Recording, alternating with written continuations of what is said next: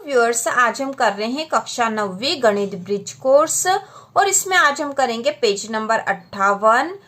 यहाँ दे रखा कार्यपत्रक 5 और इसमें प्रश्न पहला दे रखा, दी गई त्रिज्या का वृत्त खींचिए और इसमें है 2.5 सेंटीमीटर। पहला प्रश्न है, यहाँ पर पहले का पहला 2.5 सेंटीमीटर त्रिज्या का वृत्त खींचना है। तो हमें सबसे पहले यहाँ 2.5 सेंटीमीटर का एक रेखाखंड बना लेंगे। ठीक है, यहाँ बना लेते हैं, ये यहाँ से और 2.5 मतलब यहाँ आ जाएगा।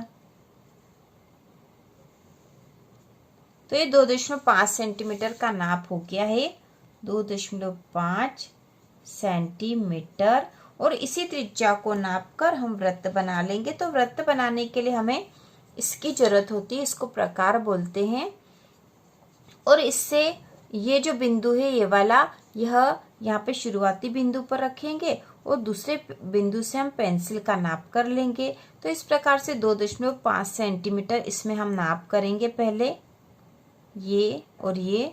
ठीक है, ये हो गया 2.5 सेंटीमीटर। अब हम इस बिंदु को यहाँ पर रखकर, ठीक है, इसको पूरा घुमा देंगे। इस प्रकार से पूरा घुमा देंगे तो ये वृत्त बन गया 2.5 सेंटीमीटर का। इसके बाद यहाँ लिखा 3.2 सेंटीमीटर। तो हमें 3.2 सेंटीमीटर का वृत्त बनाना है। तो हम यहाँ बना लेते हैं क्योंकि यहाँ पर थोड़ी सी जगह कम है।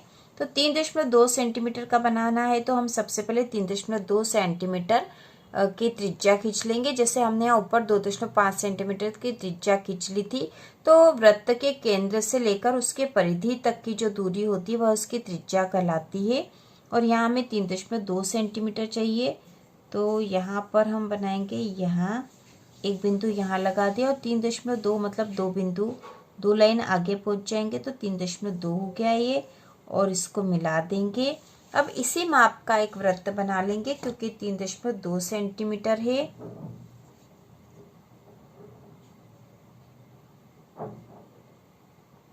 तो ये नाप हो गया 3.2 सेंटीमीटर। अब एक वृत्त खींच लेते हैं इससे।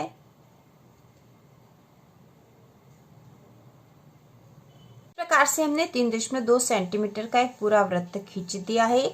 इसके बाद जो अगला है वह है 1.8 सेंटीमीटर। तो यहाँ 1.8 सेंटीमीटर का वृत्त बनाना है। तो 1.8 सेंटीमीटर की हम पहले त्रिज्या बना लेते हैं। तो यहाँ पे आ जाएगा 0 पे, और 1.8 मतलब ये हो गए 1 2 3 4 5 6 7 और 8। ठीक है, तो 1.8 सेंटीमीटर इतना होता है। हमें इस माप की त्रिज्या का वृत्त बनाना है। तो ये है 1.8 सेंटीमीटर। और वृत्त बनाने के लिए इसको माप लेते हैं।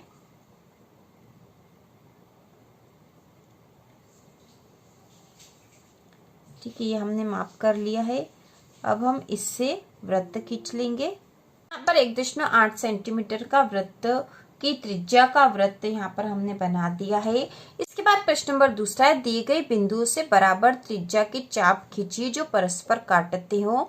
तो यहाँ हमें चाप खींचने जो परस्पर काटते हैं, और इसके पहले हमने त्रिज्या बनाई थी। ठीक है, त्रिज्या बनाई थी और इस त्रिज्या का वृत्त बनाया था। तो वृत्त के केंद्र से, ठीक है, यहाँ हम समझ लेते हैं, वृत्त का केंद्र मान लो O है और ये जो बिंदु है ये A है। तो वृत्त के केंद्र से उसकी परिधि, ये जो पूरी होती है गोलाई वाली, ये इसकी परिधि है। तो वृत्त के केंद्र से परिधि तक का जो बिंदु होता है वह उसकी त्रिज्या कहलाता है। और ये दोनों परिधि को यदि मिलाने वाले बिंदु हो जाएंगे यहाँ से यहाँ तक, जो उसके केंद्र से होकर गुजरती है, तो ये पूरी जो दूरी है ये इसका व्यास कहलाएगी। ठीक है, ये पूरी दूरी व्यास कहलाएगी। मान लो ये बिंदु B है यहाँ पर, तो A से B की दूरी इसका व्यास है, O से A की दूरी इसकी त्रिज्या है, और O से B की दूरी भी इसकी त्रिज्या ही होगी। और यहाँ पर जो हमने इसको गोलाई में बनाया है, यहाँ पे किन्हीं भी बिंदु को यदि हम यहाँ से यहाँ तक भी माने तो ये एक चाप कहलाता है। ठीक है, तो यहाँ पे हमसे कहा गया है कि दिए गए बिंदुओं से बराबर त्रिज्या की चाप खींचिए जो परस्पर काटते हो। तो सबसे पहले हम देख लेते हैं कि यहाँ से यहाँ तक की दूरी कितनी होगी, उसका बीच का बिंदु ले लेंगे और उससे थोड़ी सी ज्यादा जो है त्रिज्या लेकर हम दोनों तरफ से चाप काट देंगे, तो दोनों आपस में परस्पर अपने को काटेंगे। तो इसको पहले हम नाप लेते हैं स्केल की सहायता से। तो ए से बी के बीच की जो दूरी है वो लगभग 4.4 सेंटीमीटर है। तो 2.2 सेंटीमीटर इनके बीच का बिंदु होगा। तो हम लगभग 2.5 सेंटीमीटर का माप करके चाप काट लेंगे। तो यहाँ से यहाँ तक की दूरी देख लेंगे, 2.5 सेंटीमीटर यहाँ हो रही है। तो हम सबसे पहले बिंदु ए पे रख के एक चाप काट देंगे। तो ये हमने चाप काट दिया ए पे रखकर। इसी प्रकार बिंदु बी पे रखकर भी हम चाप काट देंगे। तो बी पे रख के भी हम काट देते हैं। तो इस प्रकार से चाप कट गया है और इसके दो बिंदु हमें यहाँ और यहाँ मिलते हैं। तो हमें यहाँ पर केवल चाप ही काटना था।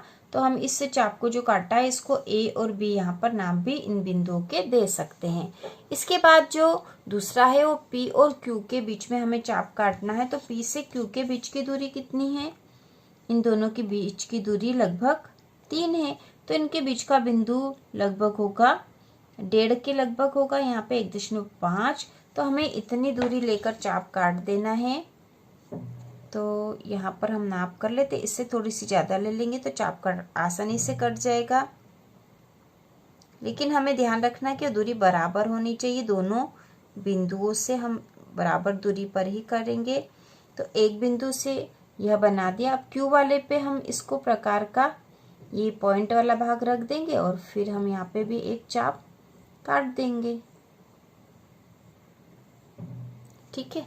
अब यहाँ जो है यहाँ थोड़ा सा ऐसा दिख नहीं रहा था तो हमने फिर काट दिया। तो इस प्रकार से जहाँ पर ये चाप कटे हैं वह दो बिंदु हमें प्राप्त हो गए। इसको एम और एन नाम दे सकते हैं। इसके बाद जो एम और एन है इस पे भी हमें चाप काटना। तो इसके बीच की दूरी हम देख लेंगे, लगभग यहाँ 3.5 है। तो 2 जो है इस पे हम चाप काट देंगे। ठीक है, 2 सेंटीमीटर का चाप लेके काटेंगे तो आसानी से हो जाएगा। ठीक है, अब यहाँ पर हम एक चाप काट दिया ये, और दूसरा चाप हम बिंदु एन पे रख के काटेंगे।